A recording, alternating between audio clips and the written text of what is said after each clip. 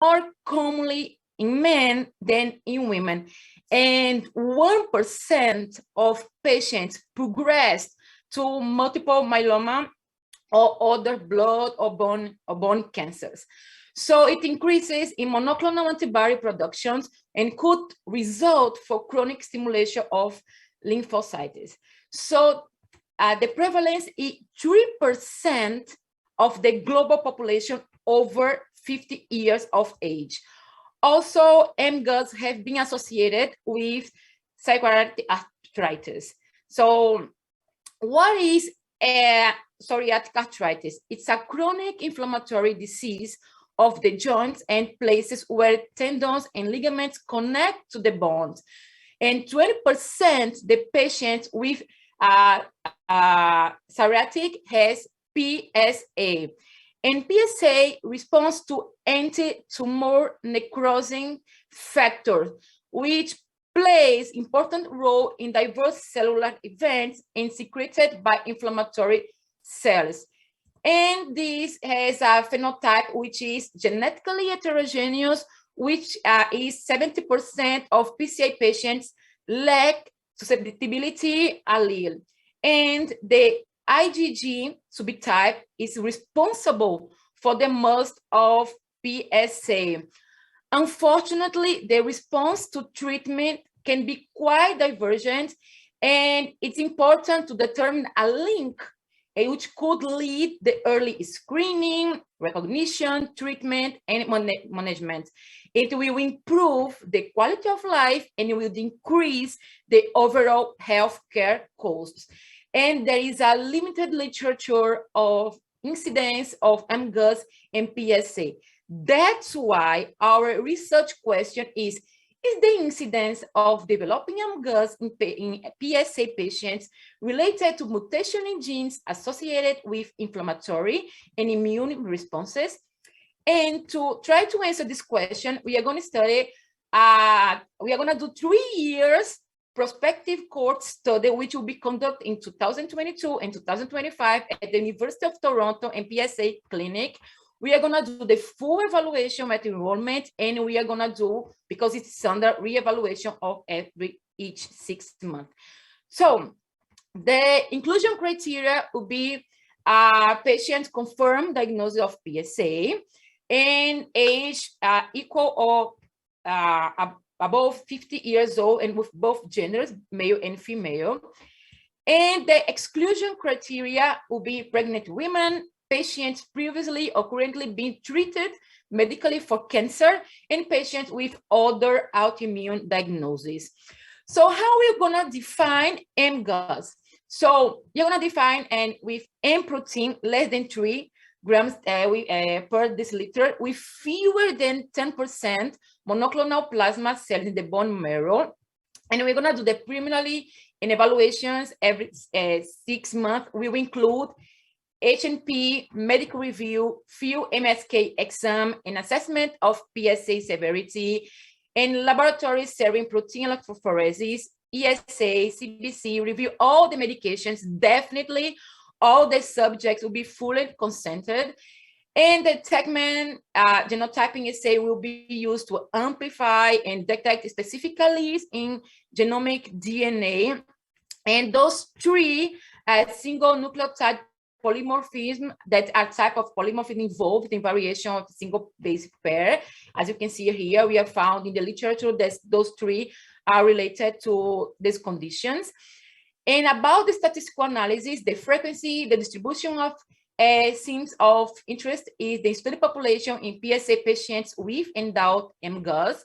And I'm going to carry out multivariate logistic regressions, and the covariate will be the age and gender, and for the 5 first genetic principal components, and those components will be adjusted for batch and population effect.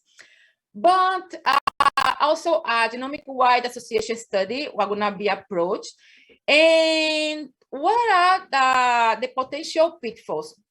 Definitely the linkage, disequilibrium, selected cohort study will introduce assays artifact.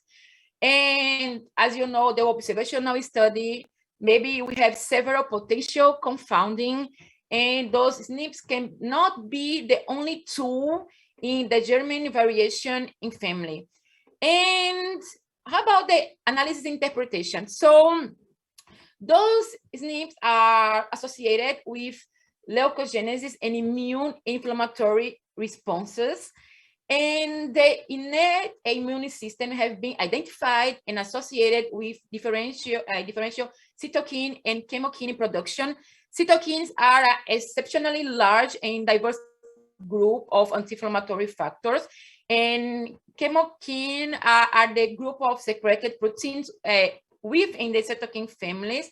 And those SNPs are in the 3 gene families, accounting for the most associations, and SNPs in TLR are responsible, response pathways have been identified in determining susceptibility versus resistance. So also the gene tyrosine kinase 2 or TYK2 have been also associated with PSA.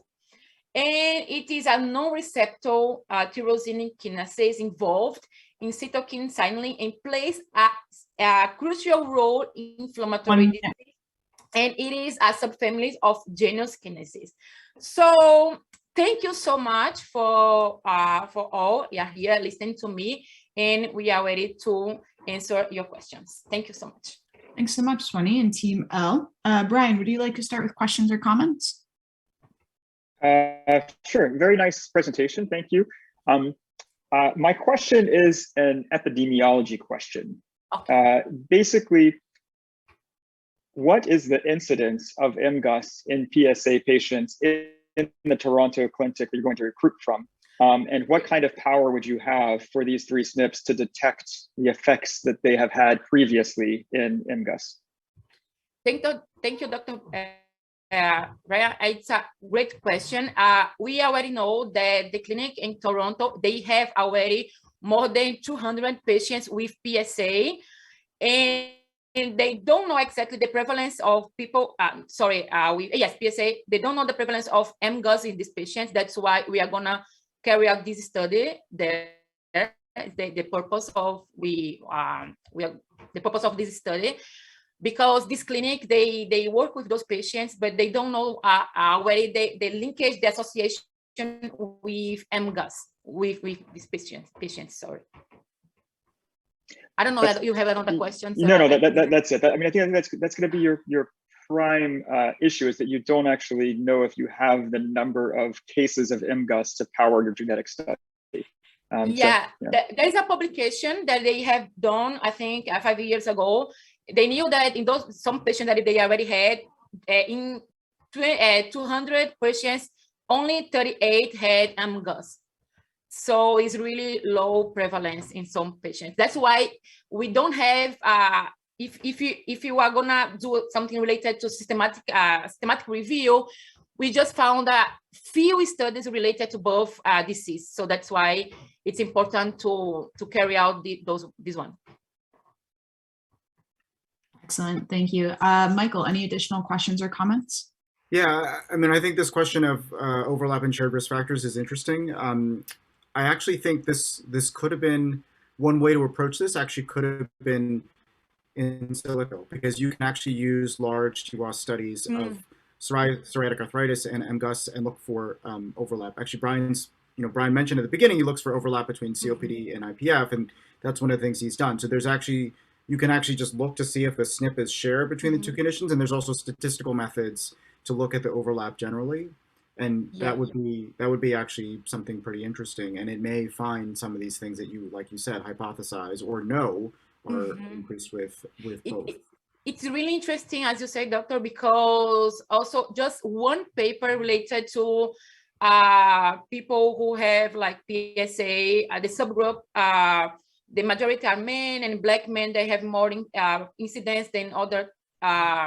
It's interesting to carry out also the subgroup analysis just to check if they had something related to race, also the age. They know that they say that over 50 years old, but who knows that other subgroups could be differentiates of other groups analysis as well, could be interesting.